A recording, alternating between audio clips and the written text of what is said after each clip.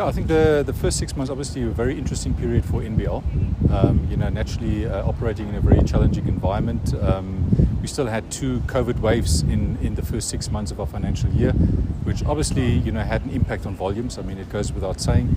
But in addition to that, we are currently also facing some serious challenges when it comes to procuring both raw material as well as packaging material for the business. But I must say, NBL has really mitigated that risk significantly, and we are very pleased, with where we find ourselves, given the global challenges, both in terms of our commodities, but also in terms of logistical challenges. I think the very positive aspect around the first 6 months obviously has been our South African entity, Heineken South Africa, where we have an interest in, really exceptional performance from their side, coming out of a very restricted COVID environment. So we're very pleased with their performance, but also with the fact that we are currently sending a lot of volume to South Africa, given the uptick in volumes in SA, which ultimately has a big impact, obviously, then also on our profitability in Namibia. Well, I think Namibia obviously was lagging behind in terms of prior year. We were about just over 7% behind prior year same time. I think again, significantly impacted by COVID during July and August of 21, as well as again in December of 21. Given some of the restrictions that were put in place at that point. I think also your consumer trends that have slightly changed in terms of demand for higher ABV products, consumer repertoire changing, and but these are all things that we are currently on top of to make sure that we continue mitigating those, while at the same time being much more visible in the trade to ultimately drive improved volumes for NBL. Ultimately, a change in consumer trends is consistent. It's continuous. I mean, that happens at all times, and I mean, it has happened every time. We face a financial year. It's how we react to that is very important. And I think again, we are mitigating, a lot of those trends in my mind very satisfactorily. That will allow us to ultimately grow volumes in Namibia back to healthy levels.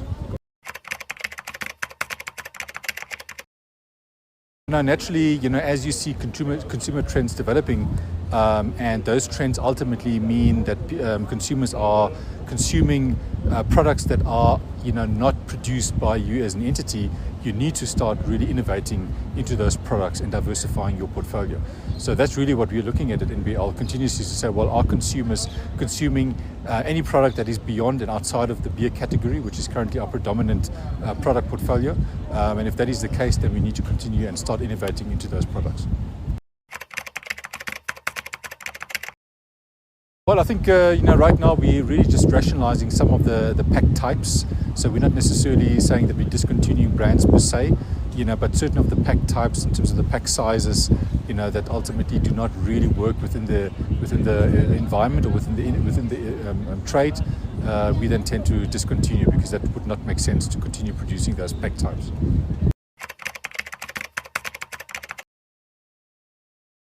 Very much so, and I mean, that's what we continue saying, is that we are very clear that COVID is not over. Obviously, we are currently operating in an environment that is less restricted, and once we are in those environments, we will maximize opportunity wherever we can, but in a very responsible way.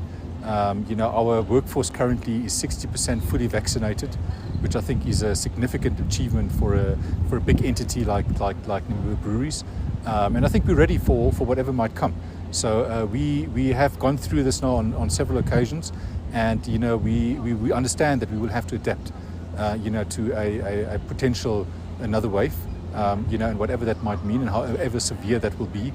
Ultimately NBL will adapt to that. I think we are ready, and by now we are also already fully trained to understand what does it mean, what must we start, what must we stop, to ensure the safety of our employees, our customers, as well as our consumers.